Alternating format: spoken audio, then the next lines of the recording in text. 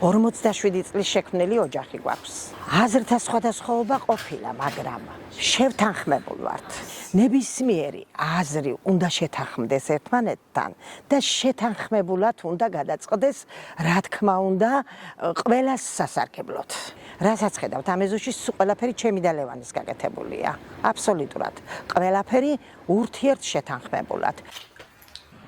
მე მუშაობდი საღამო სკოლაში და ბავშვებს ჩემი დედა მთლით აქცევდა ყურადღებას, მაგრამ მე ხო იყო შემთხვევა, რომ ჩვენ ცალკე გადმოვედით 6 წლის მერე საცხოვრებლად.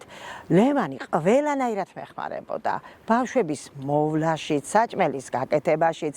არ ყოფილა შემთხვევა, რომ დაეშალოს ექსკურსიაზე, ახლა შენ არ უნდა წახვიდე, იქ არ უნდა წახვიდე, სადაც თვლის საჭიროდ და ეს არაყენებს ოჯახს შეურაცხყოფას, ნებისმიერ ადგილზე შეგიძლია წასვლა.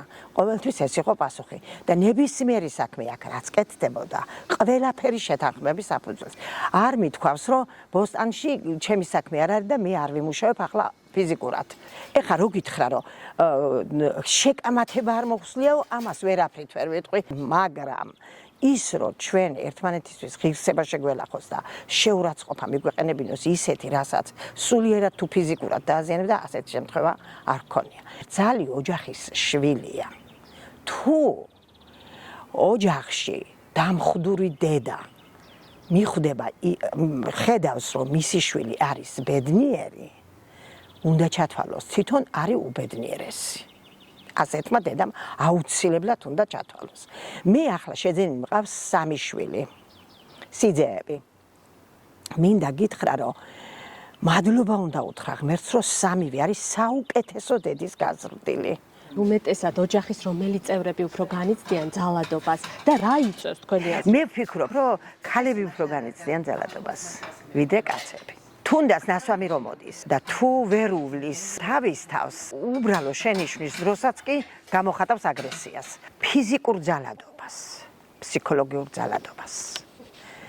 ვერ აიტანს ვერავინ, მაგრამ შესაძლებელია ეკონომიურად გაგიჭირდეს და ამის გამო არ უნდა დაანგრიო ოჯახი. აი, ეკონომიური სიდუხჭირის გამო ოჯახი არ უნდა დაინგრეს. ჩემი აზრით, ამას ვფიქრობ და ორივე მხარემ უნდა ეცადოს როგორმე ეს პრობლემა გადაწყვეტოს დადებითად, თუნდაც იმიტომ, რომ ბავშვი, რომელიც სრულფასოვან ოჯახში არ იზრდება, აღარ გრძნობს თავს სრულფასოვნად. ყოველთვის არის დაკომპლექსებული. ყოველთვის ფიქრობს, რომ ვიღაცა რაღაცით ჯობია იმას და მერე ცდილობს, რომ თვითონაც იძალადოს ვიღაცაზე, იმიტომ რომ ძალადობის გამო დაინგრა მისი ოჯახი და ახლა ისიც ცდილობს, რომ იყოს მოძალადე. 50-ე წელიწადია გაკვეთილებზე შევდივარ. აშკარად ეტყობა ბავშვს მარტო დანგრეულ ოჯახებს კი არა, დედები რო არიან წასულები. კარგი იქნება თუ ეკონომიკური მხარე მოწესრიგებული იქნება ოჯახებში, ნაშრომის დაფასება იქნება და თავისი შრომის მიხედვით ექნება მისი ანაზღაურებაც. პირველ რიგში ამაზე სახელმწიფომ უნდა იზრუნოს, უნდა დაუდგეს გვერდში, როგორმე ბავშვები გაიზარდნონ მშობლებთან ერთად. იმიტომ რომ თუ მშობელი ნორმალურია, მაგის შემცვლელი ფიზიკურად არ არსებობს. არ არსებობს შემცვლელი. დედას ვერ შეცვლის ვერავინ და ვერც მამას ვერ შეცვლის, ლაპარაკობ იმ შემთხვევაში თუ ეკონომიური სიდუხჭირი აქვს, სახელმწიფო, მუნიციპალიტეტი, ყველა ვალდებულია ეს ბავშვები გაიზარდონ ნორმალურ პირობებში. იმიტომ რომ სახელმწიფო ძირითადად დგას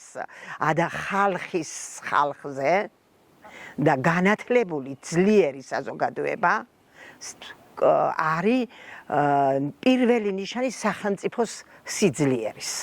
ხალხი, რომელიც მამაკაცი ხელს აღმართავს ციური, ის არაკაცი იყო.